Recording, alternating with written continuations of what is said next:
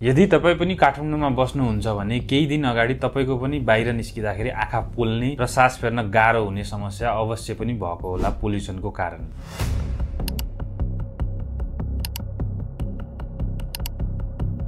So त्यो बेलामा चाहिँ पोल्युसन काठमाडौँमा एकदमै हाई थियो र एयर क्वालिटी इन्डेक्सको डाटा हेर्ने हो भने चाहिँ 281 सेकेन्ड अप्रिलमा पोल्युसन थियो भनेर चाहिँ देखाएको छ भने कुनै ठाउँमा चाहिँ 300 प्लस पनि भएको थियो काठमाडौँमा। यो एयर क्वालिटी चाहिँ तपाईको विभिन्न स्टेसनहरुबाट लिइन्छ, सो यसलाई चाहिँ एभरेज गरेर 281 भनिएको हो, तर कुनै ठाउँमा चाहिँ म्याक्सिमम 300 सम्म पनि पुगेको भनेर डाटाहरु आइरहेको छ। अहिले काठमाडौँको AQI हेर्ने हो भने 90 को अराउन्डमा छ। यो चाहिँ फिक्स हुँदैन, मिनेटमा चेन्ज भइरहन्छ यो डाटा, किनभने यो डिफरेन्ट स्टेसनहरुबाट लिइन्छ है। र अहिलेको यो लेटेस्ट फ्यु डेजको AQI को रेन्ज हेर्दाखेरि 100 देखि 150 सम्म छ। यो पानी परेको सिनारियोमा म कुरा गरिरहेको छु। सो पोल्युसनको ट्रेन्ड हेर्ने हो केही वर्ष यतादेखि भने काठमाडौँमा चाहिँ मिड नोभेम्बर देखि लिएर मे को एन्ड सम्म चाहिँ एकदमै बढी पोल्युसन हुने गर्छ र AQI लेभल चाहिँ 100 भन्दा माथि नै हुन्छ र 300 सम्म पुग्छ एभ्री इयर यो टाइममा है। त्यसपछि जुनबाट चाहिँ नोभेम्बरको स्टार्टिङ सम्म चाहिँ हाम्रो चाहिँ काठमाडौँको एयर क्वालिटी जस मोडरेट अथवा राम्रो क्वालिटीको हुन्छ,